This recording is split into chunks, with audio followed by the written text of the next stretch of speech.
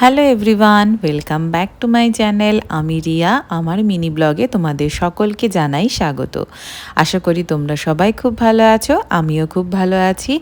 আর আজকে তোমাদের সাথে জামাই ষষ্ঠীর এবং মার ষষ্ঠী ব্রতকথার কিছু ব্লগ তোমাদের সাথে শেয়ার করব। ছোটবেলা থেকেই মাকে দেখেছি ষষ্ঠী ব্রত করতে। মার কাছেই শুনেছি ঠাকুমা এই ষষ্ঠীব্রত করতে মাকে শিখিয়েছে বিয়ের পর এই বাড়িতে যখন এসেছে।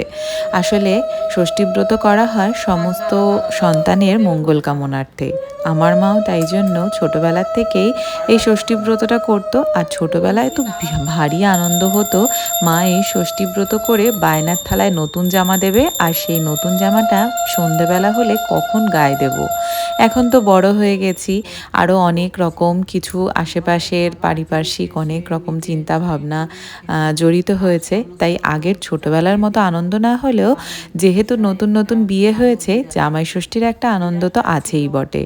তো মা সকালবেলায় ষষ্ঠী ব্রতের সমস্ত আয়োজন করে পুজোতে বসে পড়েছে, আর আমি ঘরের ঠাকুরের পুজো দিয়েছি, মানে আমার গপুদেরকে।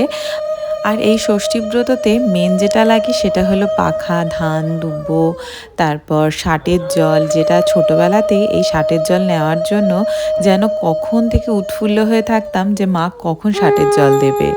আর এই ব্রত কিন্তু আমাদের বাড়িতে আমার মা করে, আমার ছোট পিসি করে থাকে।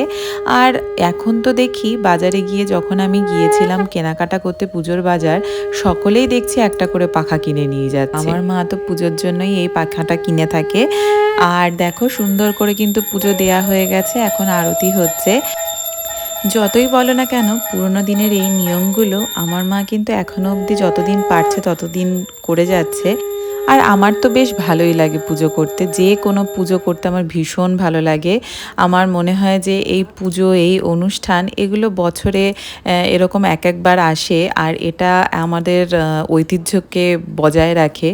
আর আমার ঠাকুমার এই সমস্ত নিয়মগুলো আমার তো ছোটোবেলার থেকে দেখে দেখে অভ্যাস হয়ে গেছে বলে আমার খুবই পছন্দ হয়। যেবার হয় না আমার মনে হয় যেন কি একটা হয়নি। মা তো আমার গপুদেরকেও ষাটের জল দিয়ে দিল। জানিও তোমাদের এই মিনি ব্লগটা কেমন লাগলো, আর কাদের কাদের এই ব্রত করা হয় বাড়িতে, অবশ্যই কমেন্ট করো। নেক্সট মিনি ব্লগে দেখা হবে।